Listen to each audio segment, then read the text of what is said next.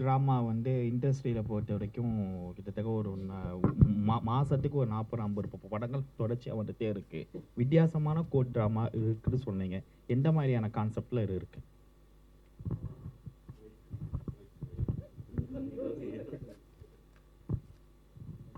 இதில் வித்தியாசம் வந்து ஒரு ஸ்க்ரீன் பிளேயில் தான் இருக்கும். அதில் இருக்க ட்விஸ்ட் அண்ட் டர்ன்ஸில் தான் இருக்கும். ஒரு அண்டர்டாக் ஸ்டோரி. சுந்தரமூர்த்தின்னு சரவணன் சார் பண்ணியிருக்காரு அது கேரக்டரை. அவர் எப்படி அவரோட அவர் வாதாடுறதே இல்லாமல் இருக்கும்போது அவருக்கு எது புஷ் பண்ணி வாதாட வைக்குது, அவர் எப்படி நீதி அடைகிறாருங்கிற அந்த ஸ்க்ரீன் பிளே இருக்க ட்விஸ்ட் அண்ட் டர்ன்ஸ் தான் சட்டம் நீதி.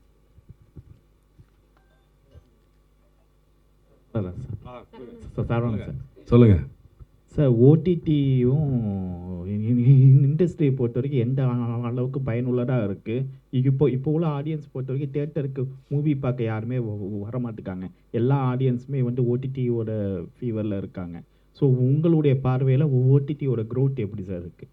ரொம்ப நல்லா இருக்குது. இப்போ வந்து தேட்டருக்கு ஏன் வர்றதில்லைன்னா, அவங்க 2.5 hours அதில் உட்காந்து அவங்க செலவழிக்கிற பணமாகட்டும், அதெல்லாம் வந்து பயப்படுற மாதிரி ஆயிடுச்சு. அதனால் பெஸ்ட்டு வீட்லேயே பார்த்துடலாம், ஃபோன்லேயே பார்த்துடலாம் அப்படின்ற மாதிரி இங்கே எல்லோரும் திரும்பிட்டாங்க.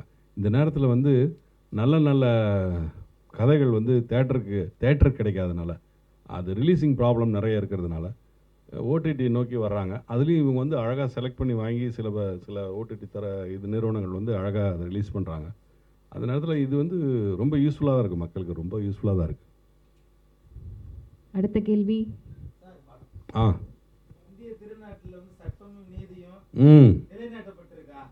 எப்போ நிலைநாட்டப்பட்டிருக்கு?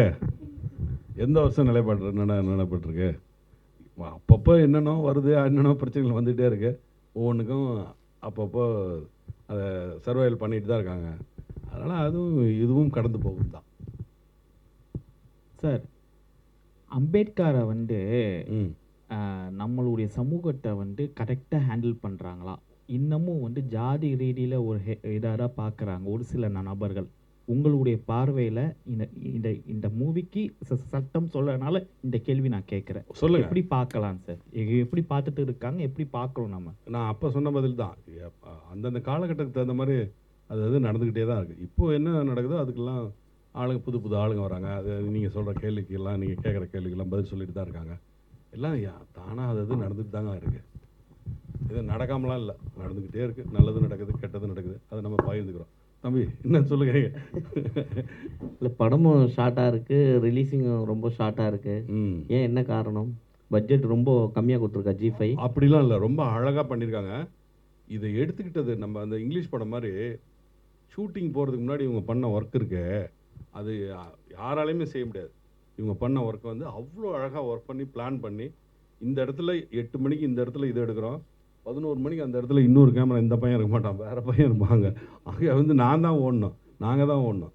இது வந்து ஒரு 40 நாள் எடுக்க வேண்டிய மேட்ரை இவங்க ரொம்ப கம்மியாக 22 நாள்லேயே 25 நாள்லேயே பண்ணாங்க. அதனால் அதெல்லாம் ஒன்றும் பட்ஜெட்லாம் கம்மி இல்லை, அழகாக செலவு பண்ணிருக்காங்க. கோர்ட்டுக்கெலாம் யாரும் சினிமாலே அவ்வளோ செலவு பண்ணிட முடியாது. இந்த பொண்ணு போட்ட செட்டை வந்து சினிமாலே யாரும் போட மாட்டாங்க, அவ்வளோ செலவு பண்ணியிருக்காங்க.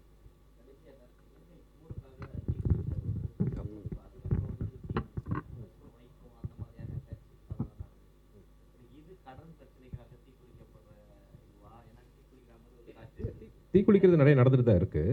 ஏன்னா ரீசெண்டாக கூட நிறைய பார்த்து அதுலேருந்து இன்ஸ்பயர் ஆகி தான் எடுத்தது. இதில் வந்து கடனோ எதுக்கோ தீக்குளிக்கிறது இல்லை. அவருக்கு ஒரு நீதி கிடைக்கும்னு நினைக்கிற ஒரு ஆள் வந்து கவனம் இருக்கிறதுக்காண்டி கோர்ட்டோட வளாகத்தில் வந்து தன்னைத்தானே எரிச்சுக்கிறாரு. அவருக்கு எப்படி நீதி சுந்தரமூர்த்திங்கிற கதாபாத்திரம் வாங்கி தருதுங்கிறது தான் சட்டமும் நீதி.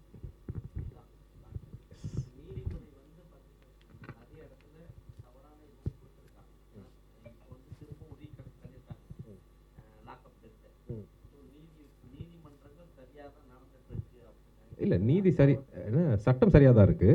அது சப்ஜெக்டிவ் தான். அதை எப்படி நம்ம அப்ரோச் பண்ணி ஆனால் ஜட்ஜிட்டேருந்து நம்ம இது வாங்குறோங்கிறது தான் இருக்குது. நம்ம வக்கீல்கிட்ட தான் இருக்குது சட்டத்தை எப்படி பிடிச்சி நீதி அடையிறோங்கிறது அந்த பார்த்து. ஸோ சட்டம் நல்லா கரெக்டாக தான் இருக்குது. அதை எப்படி அப்ரோச் பண்ணி நீதியை பெற்றுத்தரதுங்கிறது தான் சேலஞ்சாக இருக்கும்.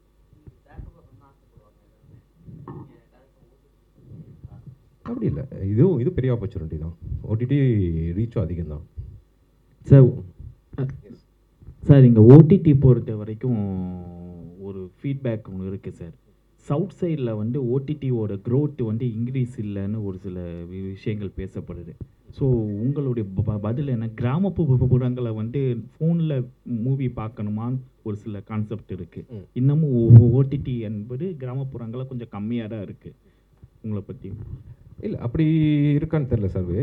ஏன் நினைக்கிறேன்னா, இப்போ நீங்கள் ஜீலே ஐலிலேருந்து நிறையா விஷயம் வந்தது எல்லாமே ரீஜனல் கிரவுண்டட் மூவி சீரிஸ் தான் நிறையா வந்திருக்கு. அதுக்கு என்ன வரவேற்பும் கிடச்சிருக்குன்னா எல்லோரும் பார்க்குறாங்க தானே அர்த்தம். என்ன ரீஜனல் ஜான்ராவும் வருது. ஸோ ஓடிடியோட ரீச் அங்கேயே இருக்குன்னு நான் நினைக்கிறேன். இல்லை, விலங்கு உதாரணம் சொல்ல, கீழே டுதக்கோர் கீழே போயிடுச்சு. அது மட்டும் இல்லாமல் இதில் நடிகர் சரவணனும் நடிச்சிருக்காரு. அதனால் பிஎன்சி லோக்கலாக போகும். இது நான் வந்து சொல்லிடுறேன். எனக்கு வந்து பிஎன்சி லோக்கலும் போகும், ஃப்ரான்ஸில் லண்டன்லேருந்தும் ஃபோன் வரும். ஏன்னா எனக்கு வந்து தமிழ் பேசுகிற உலகத்தில் இருக்க அத்தனை மொழியில் இருக்கிற தமிழர்களும் என்னை பார்ப்பாங்க. சிலோன்காரங்க, குறிப்பாக சிலோனிஸ்ட்லாம் வந்து ஃபாரினில் ஃப்ரான்ஸ்லேயும் யூரோப் கண்ட்ரீஸ்லேயும் நிறைய பேர் இருக்காங்க. அது வந்து இது அங்கே அதிகமாக இது போகும். எனக்கு கான்ஃபிடென்ட் இருக்குது. நீங்கள் சொல்கிற சவுத்து கீழேயும் இறங்கும். ஆமாம் சார். அந்த அவங்களோட டிவிரன் சரவணனுக்கு அப்புறம் வந்து கேரக்டர்ஸாக வந்து எதுவுமே ஆழமாக ஒரு இம்பேக்டாக வந்து கிரியேட் ஆகலைன்னு நினைக்கிறேன். ஆமாம் தம்பி. ஸோ அது ஆதங்கம் இருக்கா சார்? எனக்கு ஆதங்கம்லாம் கிடையாது. எனக்கு என்ன வருமோ அதுதான் வரும். இயக்குனர் வந்து handle பண்ண- இது வந்திருக்கு. இன்னைக்கு வந்து எனக்கு வந்து கடவுள் வாய்ப்பு கொடுத்துருக்காரு. இந்த வாய்ப்பு மூலமாக இந்த கேள்வி மறுக்கப்படும், மாறும். பருத்தியின் மாதிரி இந்த படம் உங்களுக்கு செம பேர் வந்துச்சு சார். இந்த சட்டம் நீதி வந்து அப்படின்னு சொல்லப்படுற ஒரு ப்ராஜெக்டாக இது இருக்கும். ஏன்னா இதில் நான் வந்து ரொம்ப மெனக்கெட்டிருக்கேன். நான் வந்து உழைச்சிருக்கேன், அது எனக்கு தெரியும். இவன் உழைச்சிருக்கான், இந்த பையன் உழைச்சிருக்காரு, இந்த அம்மா நடிச்சிருக்காங்க, அவ்வளோ. அது மாதிரி எல்லாருமே கஷ்டப்பட்டிருக்கோம்.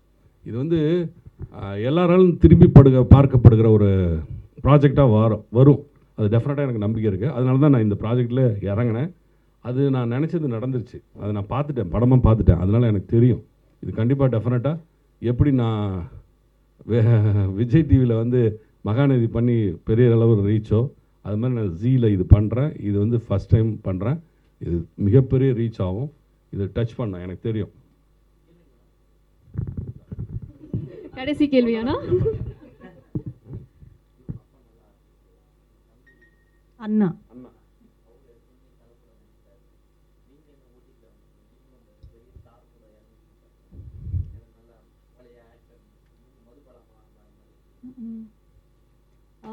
வாய்ப்பு எதுவும் தேங்க்யூ. ஆடிஷன்ஸ் போயிட்டு தான் இருக்கேன் படத்துக்கு. எதுவும் சிலது லாஸ்ட் ஸ்டேஜ் வரைக்கும் போகும். சில காரணங்களால் மேபி இட் டசன்ட் ஃபுல்லாக மெட்டீரியலைஸ் ஆகலை இன்னும். அந்த மாதிரி எனக்கும் ஏதாவது அமைஞ்சால் நல்லாயிருக்கும், நானும் பண்ணுவேன். ஓடிடி தான் பண்ணணும் அப்படின்னு லிமிட் பண்ணிக்கல எதுவும். வர வாய்ப்புகளில் எது நல்லாயிருக்கோ நானும் பண்ணுறேன்.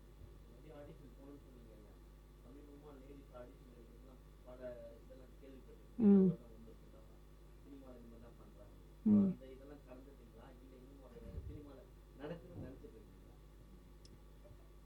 அது உண்மையாக நடக்குதா இல்லையான்னு எனக்கு தெரியாது.